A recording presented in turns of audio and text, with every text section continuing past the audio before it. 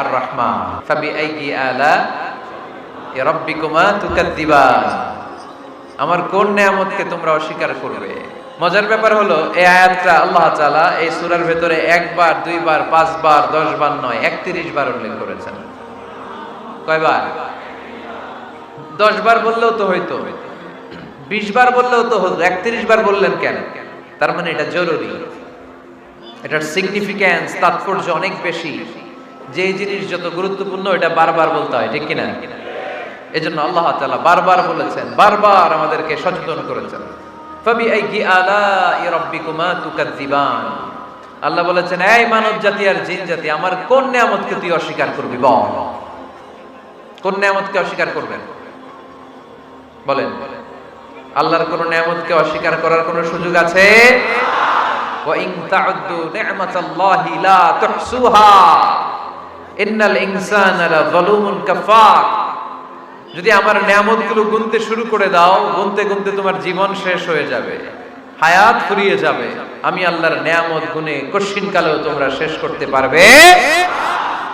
সাগরের জল যদি কালি হয়ে যায়, গাছের পাতা যদি খাতা হয়ে যায়, সাগরের জল নামক কালি দিয়ে গাছের পাতা নামক খাতার উপরে যদি আল্লাহর প্রশংসা লিখতে শুরু করে দেন, আল্লাহ বলে গাছের পাতাও ফুরিয়ে যাবে, সাগরের জলও ফুরিয়ে যাবে, কিন্তু আমার প্রশংসা করে তোমরা শেষ করতে পারবে না। এজন্য আল্লাহর প্রশংসা করতে হবে বেশি বেশি নাকি কম কম? কম কম না বেশি বেশি? ফাবিআইয়ি আলাই রাব্বিকুমা তুকাযযিবান। আমার কোন নিয়ামতকে তোরা অস্বীকার করবি বল? O mankind and jinnkind, which of my mercy and blessings you wanna deny? আমার কোন নিয়ামতকে অস্বীকার করবি? অস্বীকার করার সুযোগ আছে? নাই। আল্লাহর হাবিব সাল্লাল্লাহু আলাইহি ওয়াসাল্লাম এই সূরাটাকে বড় পছন্দ করতেন। সাহাবাদেরকে একবার তিনি এই সূরাটা তেলাওয়াত করে শোনালেন। সাহাবারা চুপচাপ, ঠিক যেমন এখন আপনারা চুপচাপ। আল্লাহর হাবিব বললেন, ও সাহাবারা, তোমরা তো এই সূরা শুনে চুপ করে বসে আছো, কিন্তু তায়েফের ময়দানে জিনদের কাছে এই সূরাটা আমি তেলাওয়াত করেছিলাম, তারা কিন্তু চুপচাপ বসে থাকে নাই। যতবার আমি ফাবিআইয়ি আলাই রাব্বিকুমা তুকাযযিবান পড়েছি, এই আয়াতের বিপরীতে তারা উত্তর দিয়েছে, কারণ এই আয়াতটা একটা প্রশ্ন। It's a question from your lord to mankind and jinnkind. এটা আল্লাহর পক্ষ থেকে মানব জাতি এবং জিন জাতির কাছে রেখে দেওয়া একটা প্রশ্ন। ফাবিআইয়ি আলাই রাব্বিকুমা তুকাযযিবান, আমার কোন নিয়ামতকে অস্বীকার করবি তুই? আল্লাহর কোন নিয়ামত অস্বীকার করার কোন ক্ষমতা আমাদের আছে?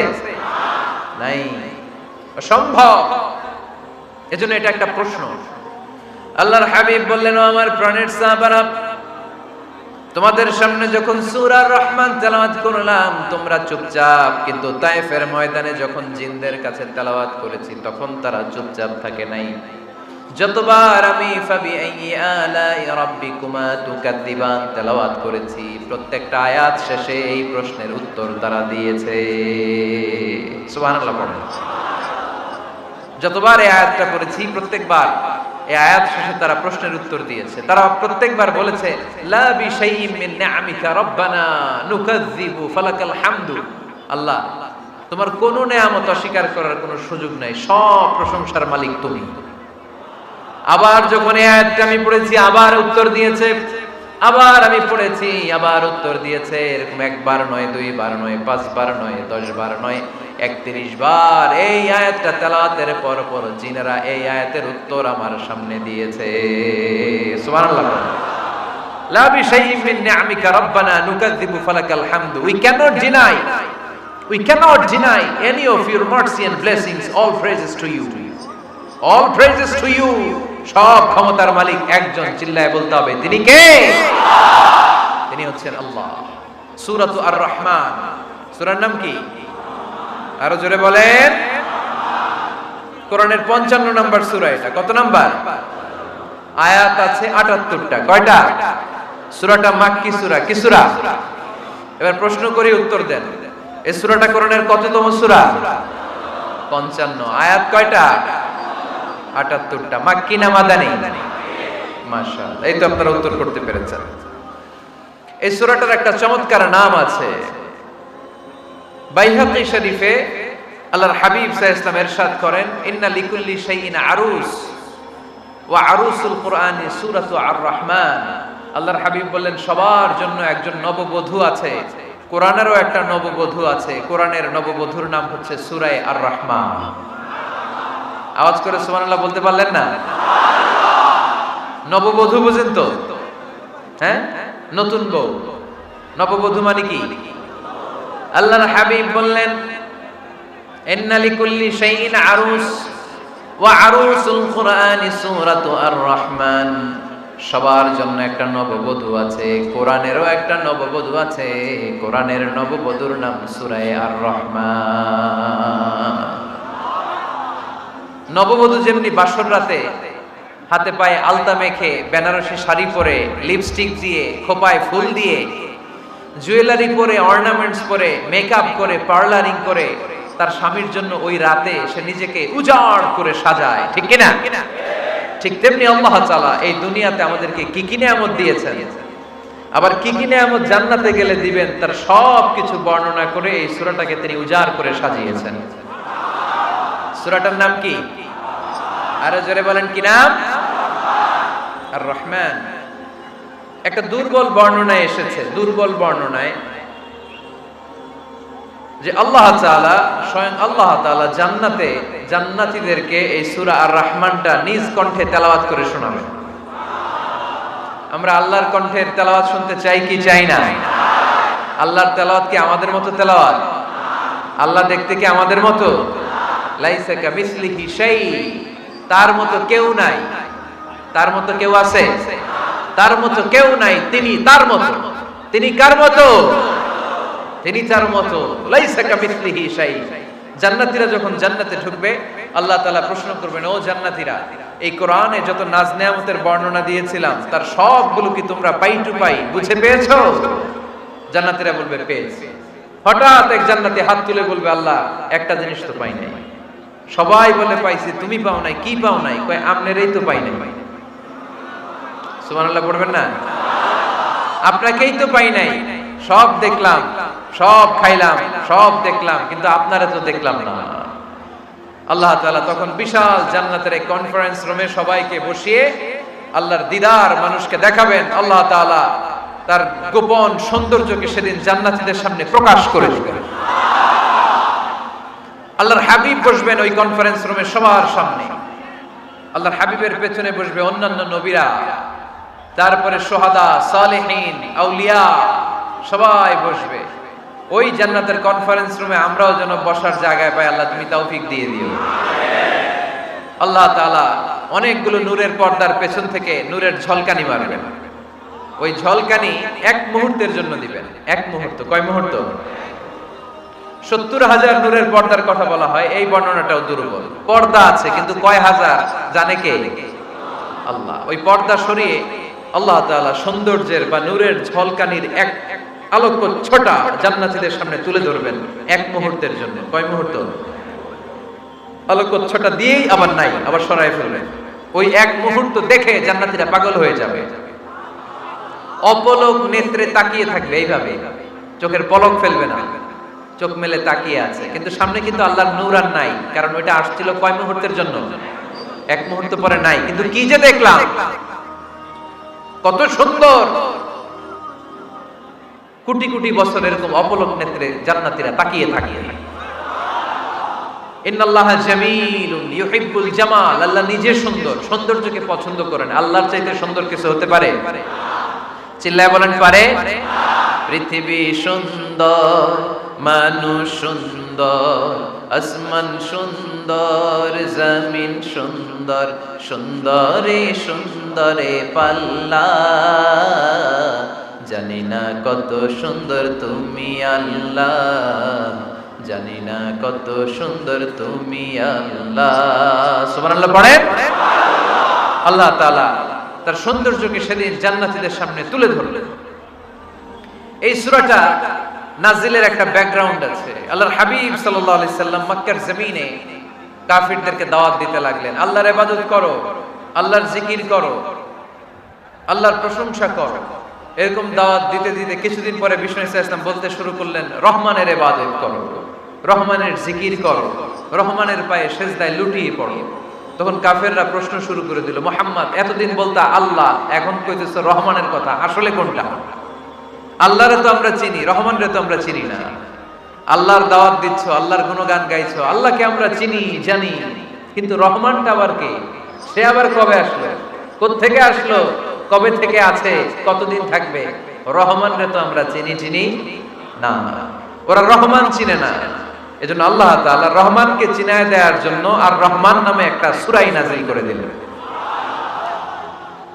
وَإِذَا قِيلَ لَهُمُ اسْجُدُوا لِلرَّحْمَنِ قَالُوا وَمَا الرَّحْمَنُ, যখন তাদেরকে বিশ্বনবী বললেন রহমানের পায়ে সিজদা দাও, রহমানের জন্য সিজদায় লুটিয়ে পড়ো, ক্বালু ওয়ামার রহমান, তারা বলল রহমানটা আবার কে? রহমান কে? আল্লাহ চিনি, রহমানকে তো চিনি না। এখন রহমানকে এটা চিনানোর দরকার আছে না নাই? রহমানকে এটা চিনানোর জন্য আল্লাহ তাআলা আর রহমান নামে কোরআনে একটা সূরা নাযিল করলেন। চিল্লায়ে পড়েন আল্লাহু আকবার। কাফিরদেরকে জানানোর জন্য রব্বুল আলামিন সূরা আর রহমান নাযিল করলেন আর বললেন আর রহমান আল্লামাল কুরআন খালাকাল ইনসান আল্লামাহুল বায়ান। দয়াময় রহমান শেখালেন কোরআন, বানালেন ইনসান, শেখালেন বায়ান। দয়াময় রহমান শেখালেন কোরআন, বানালেন ইনসান, শেখালেন বায়ান। দয়াময় রহমান শেখালেন কোরআন, বানালেন ইনসান, শেখালেন বায়ান। দয়াময় রহমান শেখালেন কোরআন, বানালেন ইনসান, শেখালেন বায়ান। আল্লাহু আকবার। আল্লাহ বলেন রহমান রে চিনো না? আর রহমান আল্লামাল কুরআন খালাকাল ইনসান আল্লামাহুল বায়ান। আমি হলাম রহমান, আমি দয়াময়, আমি মেহেরবান। আমার দয়ার কোনো শেষ নাই, আমার মায়ার কোনো শেষ নাই। আমার দয়া ভালোবাসা ছাড়া এই পৃথিবীতে কোনো কিছু হওয়া সম্ভব। ওয়াসিআত রাহমাতি কুল্লা শাই, সব জায়গায় আমার আল্লাহর রহমত আছে না নাই? আল্লাহর রহমত ছাড়া এক ফোঁটা বৃষ্টি আকাশ থেকে জমিনে ঝরে? আল্লাহর রহমত ছাড়া একটা গাছের পাতা মাটিতে পড়ে? আল্লাহর রহমত ছাড়া একটা শ্বাস আমরা ভেতরে ঢুকাতে পারি? আল্লাহর রহমত ছাড়া পৃথিবীতে কিচ্ছু সম্ভব না। চিল্লায় বলেন ঠিক কি না? আমার আল্লাহর দয়া ভালোবাসা যে কত বেশি আমরা জানি না, আমরা জানি না। আরশের বুকে আল্লাহ বিশাল সাইনবোর্ডে লিখে রেখেছেন সাবাকাত রাহমাতি গাদাবি, সাবাকাত রাহমাতি গাদাবি। এর মানে হচ্ছে আমার রাগের উপরে আমার দয়া বিজয় লাভ করেছে। সাবাকাত রাহমাতি গাদাবি, আমার রাগও আছে, আল্লাহর রাগ আছে না? আমার দয়াও আছে, আল্লাহর দয়া আছে না? আল্লাহ বললেন আমার রাগও আছে, আবার আমার দয়াও আছে, তবে জেনে রেখো আমার রাগের চেয়ে দয়া বেশি। আল্লাহর কোনটা বেশি? দয়া বেশি। আমাদের পাপ অন্যায় যত বড় হোক, মনে রাখবেন আল্লাহর দয়া তার চাইতেও বড়। নাকি ছোট? আপনি যত বড় পাপ করেন না কেন, আমাদের জন্য আল্লাহর পক্ষ থেকে দয়া আছে না নাই? বনি ইসরাইলের এক লোক সিরিয়াল কিলার ছিল, খালি মার্ডার করতো, সিরিয়াল মার্ডার। একটা, দুইটা, তিনটা, 10টা, 5টা করতে করতে করতে করতে 99টা মার্ডার করেছে। কয়টা? এলাকায় আছে নাকি এরকম কেউ? 99টা মার্ডার। কল্পনা করা যায়? 99 জন মানুষকে সে নিজ হাতে হত্যা করেছে। 99 মার্ডার করার পরে তার মনে ভয় আসলো, হায়রে না জানি আল্লাহ আমার সাথে কেমন আচরণ করে আখিরাতে। আমার তওবা আছে কিনা কপালে জানি না, আমার তো ক্ষমা নাই, কি করব আমি? তো সে লোকজনদেরকে জিজ্ঞেস করলো আমার ক্ষমা আছে কিনা, এটা কে বলতে পারবে? আমাকে আল্লাহ মাফ করবে কিনা? তারা সবাই বললো এই এলাকায় এক আল্লাহর ওলি আছে, তার কাছে যাও। সে আল্লাহর ওলির কাছে যেয়ে বলে, ও আল্লাহর ওলি, আমি 99টা হত্যা করেছি, 99টা মার্ডার, আমার কপালে ক্ষমা আছে কিনা তুমি একটু বলো। আল্লাহর ওলি কই কি বললা? 99টা মার্ডার! হায় হায় সর্বনাশ, তোর কোনো ক্ষমা নাই। এবার যে মার্ডার করছে ও কয় আমার যেহেতু ক্ষমা নাই, তোরে বাঁচায় রেখে লাভ কি, তোরেও দিলাম শেষ করে। এবার সেঞ্চুরি করে ফেলাইছে। কথা বুঝতেছেন? আমার যেহেতু ক্ষমা নাই, তো তোরে বাঁচায় রেখে কি লাভ, তোরেও শেষ করে দিলাম। এবার সেঞ্চুরি। সেঞ্চুরি করার পরেও ভয় আসে না নাই অন্তরে? অন্তরে তো আল্লাহর ভয়, কই যাবে?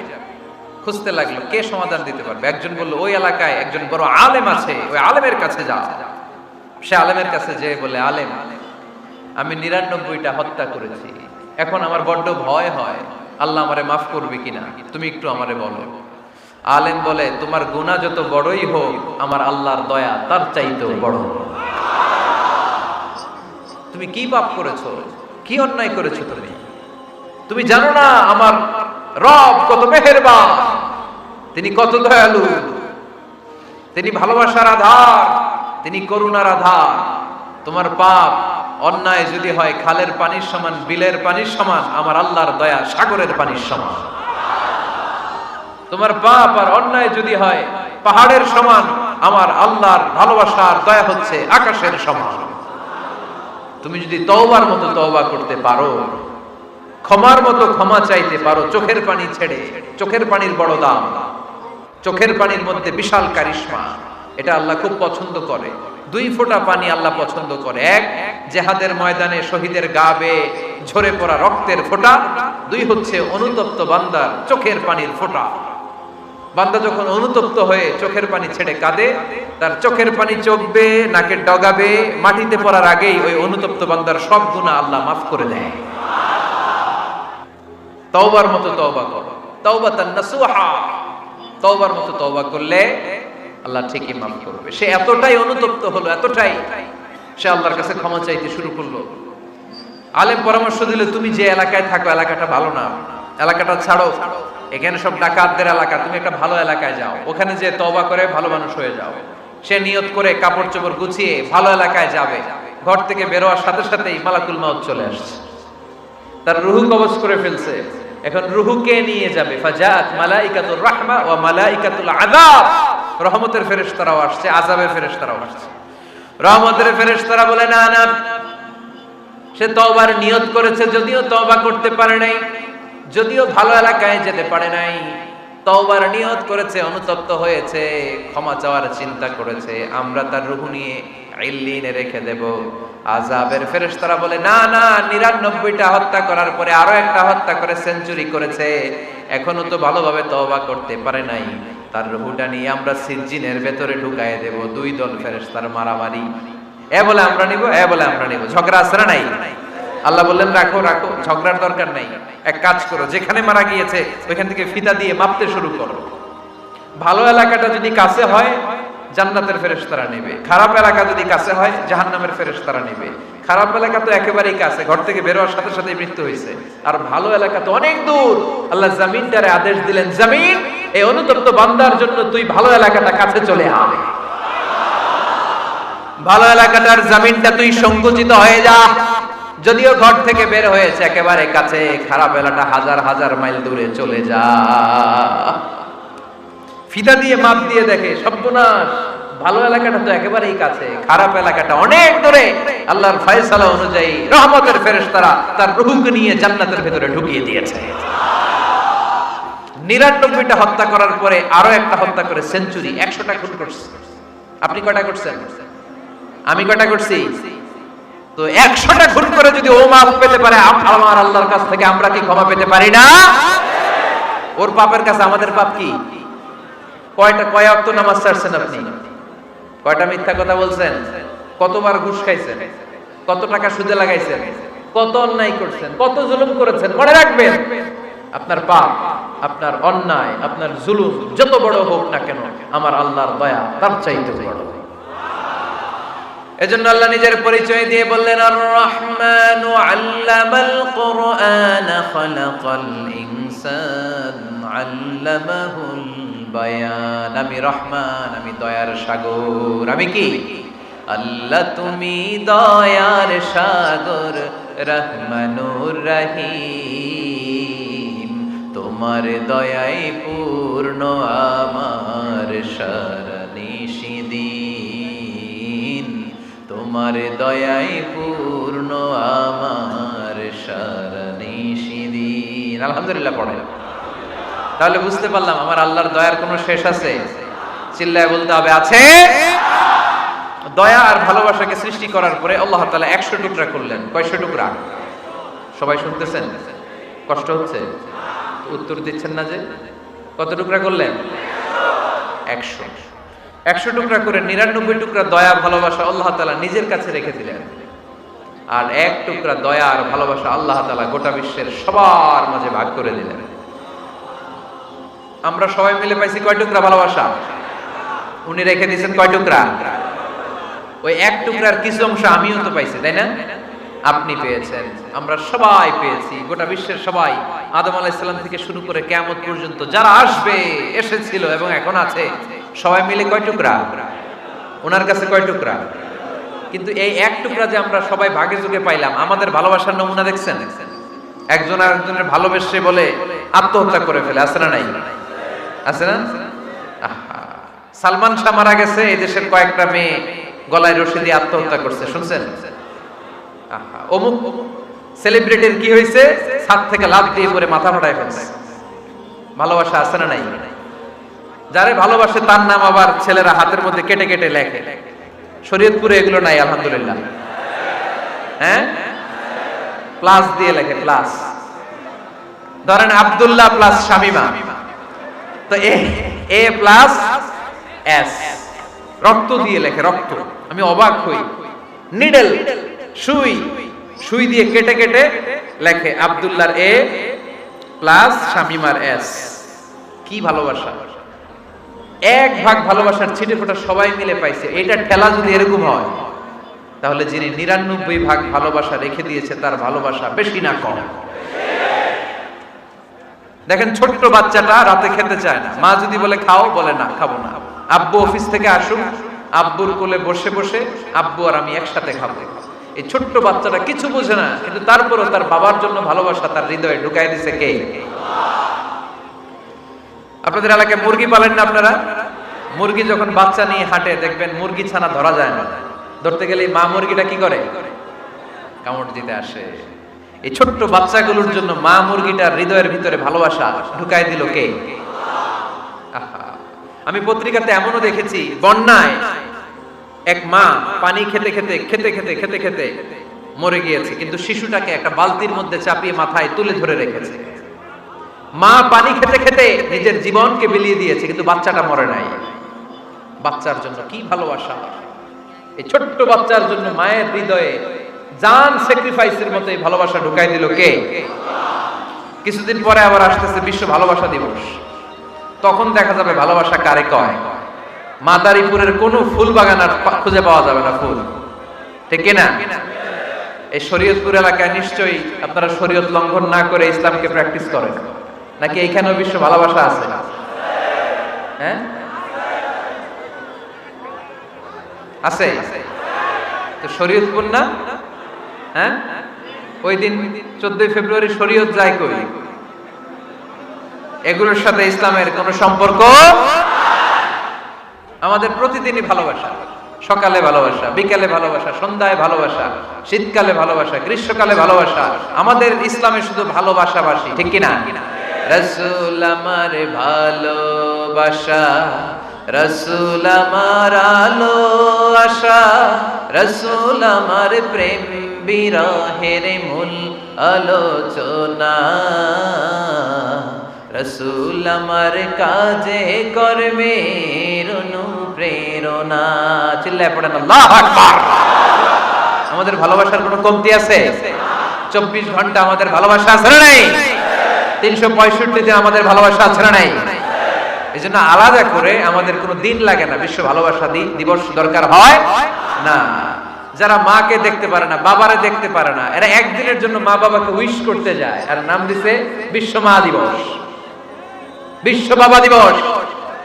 কিছুদিন আগে দেখলাম বিশ্ব ডিম দিবস। কি দিবস? আমি কি মিথ্যা বললাম? ছিল একটা বিশ্ব ডিম দিবস। কিছুদিন পরে বানাবে বিশ্ব বাঁশ দিবস, যে যারে বাঁশ দিতে পারে। এরপর একটা বানাইছে শুনলাম বিশ্ব চিন্তা দিবস। তো এটা কি দিবস? কয় এই দিন আমরা সবাই মিলে চিন্তা করি যে আসলে আমাদের কি চিন্তা করা দরকার, আছে না নাই?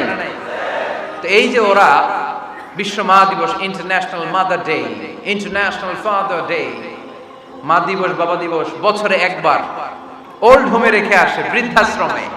যেহেতু সারা বছর বৃদ্ধাশ্রমে, বছরে একদিনও যদি মারে স্মরণ না করি কেমন হয়?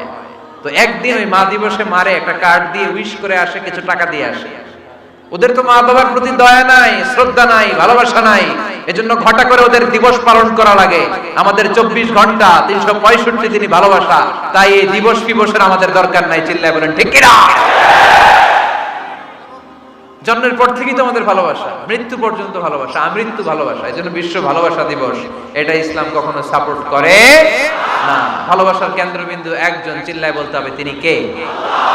100 টুকরা করে আমাদেরকে দিয়েছেন কয় টুকরা? উনি রেখেছেন কয় টুকরা? দেখেন, এক টুকরা ঠেলায় বিশ্ব ভালোবাসা দিবস আমরা পালন করি। ভালোবাসার গান, ভালোবাসার নাটক, ভালোবাসার ফিল্ম, ভালোবাসার কবিতা, অভাব নাই। কত ভালোবাসার স্টোরি আপনারা জানেন, এত ভালোবাসা। কিন্তু সবাই মিলে ভালোবাসার এক অংশ আমরা ভাগে যোগে পেয়েছি। এক অংশের নমুনা যদি এমন হয়, 99 টুকরা ভালোবাসা যিনি রেখে দিয়েছেন নিজের মধ্যে, তার ভালোবাসা বেশি না কম? চিল্লায় বলেন বেশি না কম? এজন্য আমরা আল্লাহর ভালোবাসার ভিখারি, আমরা আল্লাহ তাআলার রহমতের ভিখারি। আল্লাহর রহমত ছাড়া কেউ কোনোদিন জান্নাতে যেতে পারবে কোনোদিন নিজের আমল নিয়ে বড়াই করবেন না। আপনারা কি ভাবেন যে আপনার আমল দিয়ে আপনি জান্নাতে যাবেন?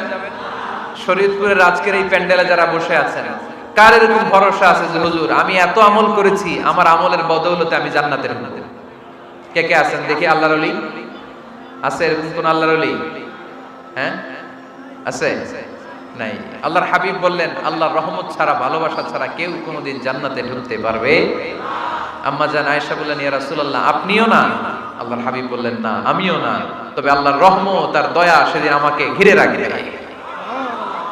মান নুকিশা উযিবা, যার হিসাব আল্লাহ সেদিন চাইবেন সে ধরা খেয়ে যাবে। সব সময় আল্লাহর কাছে এই দোয়াটা যেন আমরা করি, আল্লাহ কিয়ামতের দিন তুমি আমার হিসাব নিও না,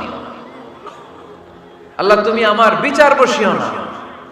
আল্লাহ যার বিচার করবেন ও জাহান্নামে যাবে, আর যার বিচার করবেন না সে জান্নাতে যাবে।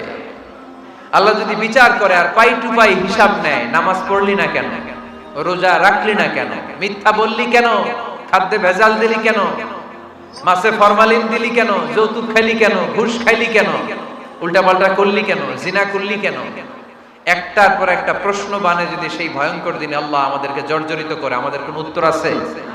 সেদিন আমাদের বাঁচার কোনো উপায় আছে? তাই আমরা সবাই আল্লাহর কাছে দোয়া করবো, আল্লাহ কোনো বিচার টিচার মানি না, কোনো বিচার করতে পারবে না, দয়া করবা। কথা কয় না? কি করবে?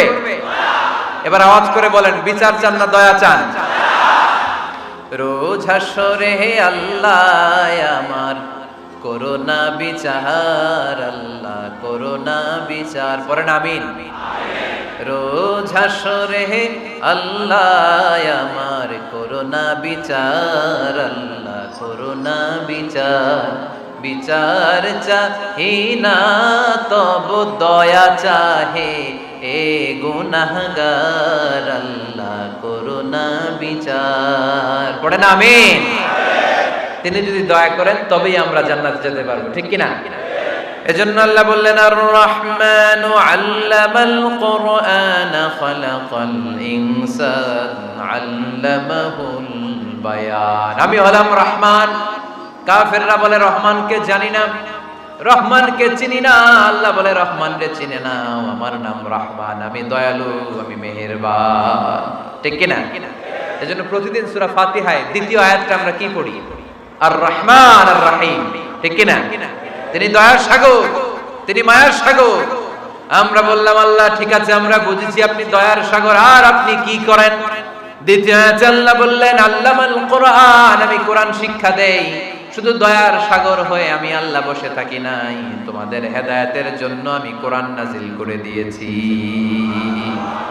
আল্লামাল কোরআন, আমি কোরআন শিক্ষা দেই। আমাদেরকে কোরআন শিখিয়েছে কে?